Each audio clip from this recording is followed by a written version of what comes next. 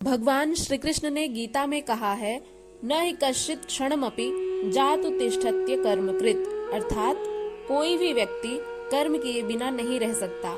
हार या जीत जीवन के हिस्से हैं, लेकिन सच्चा विजेता वही होता है जो हर परिस्थिति में अपना कर्म करता रहे। तुम हार क्यों महसूस कर रहे हो? हम हारा हुआ किन परिस्थितियों में महसूस करते हैं? पहला तो ये कि हमें अपने कर्मों के परिणाम की चिंता बहुत अधिक रहती है। श्री कृष्ण कहते हैं, कर्म किए जाओ, फल की चिंता मत करो। कर्मण्येवाधिकारस्ते माँ फलेषु कदाचन माँ कर्मफल हेतुर्भूर्मा ते संगोत्स्व कर्मणि।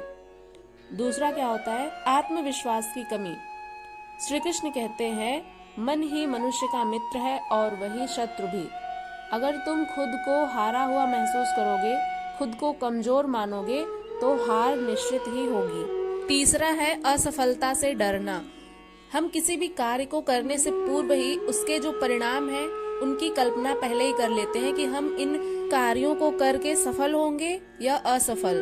तो यह जो सफलता और असफलता के बीच में जो हम फंस जाते हैं, इन दो द्वंद्वों में हम फंस जाते हैं, तो वही होता है हमारा डर, जो कि हमें किसी भी कार्य को करने से रोकता है।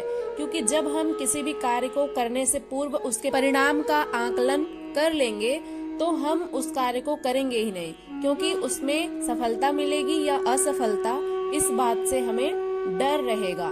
इसलिए हम उस कार्य को करना ही नहीं चाहेंगे। हर हार एक सीख होती है। जीवन में जब भी हम हारते हैं या फिर जब भी किसी कार्य को करते समय हमें असफलता मिलती है, तो वह हमें कुछ न कुछ सिखा करके जाती है कि हमें क्या करना है और क्या नहीं करना है, ताकि हम भविष्य में जो भी कार्य करें उन गलतियों को दोहराए ना। चौथा है सही मार्ग न दिखना। श्री कृष्ण कहते हैं, जो अपने मन को नियंत्रित कर लेता है वही सच्चा योद्धा है।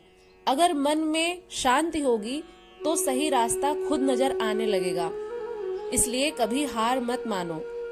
मित्रों, जब महाभारत का युद्ध प्रारंभ हुआ था, उससे पूर्व ही अर्जुन हताश हो गए थे। निराश होकर के उन्होंने अपना गांडीव रथ के पिछले हिस्से में रख दिया और खुद जाकर के वहां पर बैठ गए। इस बीच में भगवान श्री कृष्ण ने अर्जुन को गीता के माध्यम से उन्हें समझाया कि हे पार्थ, तुम एक वीर योद्धा हो और तुम्हें यह कायरता शोभा नहीं देती है। इसलिए तुम जब युद्ध क्षेत्र में आए हो तो अपना कर्तव्य निभाओ, अपना धर्म युक्त कर्म करो। तुम्हें यह युद्ध लड़ना है, इसलिए अपना गांडीव उठाओ और इस युद्ध क्षेत्र में युद्ध करो।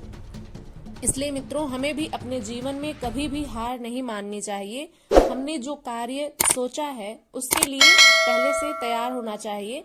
तो उसका परिणाम क्या निकलेगा क्या नहीं, इसकी चिंता किए बगैर उस कार्य को करना चाहिए।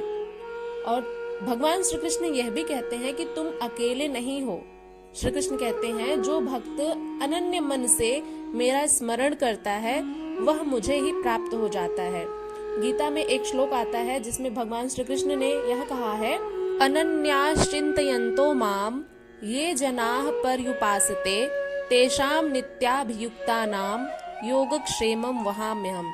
इसका अर्थ हुआ, जो अनन्य प्रेमी भक्तजन मुझ परमेश्वर को निरंतर चिंतन करते हुए निष्काम भाव से भजते हैं, उन नित्य निरंतर मेरा चिंतन करने वाले पुरुषों का योगक्षेम मैं स्वयं प्राप्त कर देता हूँ। यहाँ पर योगक्षेम का अर्थ यह होता है कि भगवान श्री कृष्ण अर्जुन से बता रहे हैं कि जो भी भक्त अनन्य चित्त से मेरा स्मरण करते हुए मुझे भजता है, उसके पास जो है, योगक्षेम का अर्थ यह होता है कि योग जो आपके पास नहीं है उसकी पूर्ति करना, और जो क्षेम है उसका अर्थ यह होता है कि जो पहले से प्राप्त वस्तु है उसकी रक्षा करना। तो भगवान श्री कृष्ण हमारी योगक्षेम से रक्षा करते हैं। जो भी भक्त उनकी आराधना करते हैं, उनके पास जो नहीं है उस चीज की पूर्ति करते हैं, और जो पहले से है उसकी रक्षा करते हैं। तो यह कहलाता है योगक्षेम। इसलिए तुम जितना खुद पर और भगवान पर भरोसा रखोगे, उतनी ही जल्दी सफलता को प्राप्त करोगे। इसलिए हार को भूल जाओ और जो कुछ भी बुरा हुआ उसे भूलकर एक नई ऊर्जा के साथ आगे बढ़ो। अगर आपको यह वीडियो पसंद आई हो तो इसे लाइक करें, और चैनल पर यदि नए हैं तो सब्सक्राइब अवश्य कर लीजिएगा, और अपने मित्रों तक इस वीडियो को शेयर भी करिएगा। गीता से संबंधित इसी तरह के रोचक तथ्य हम आपके लिए इस चैनल पर लाते रहते हैं। चलिए मिलते हैं अगली वीडियो के साथ, तब तक के लिए अपना ध्यान रखिएगा। हरे कृष्णा।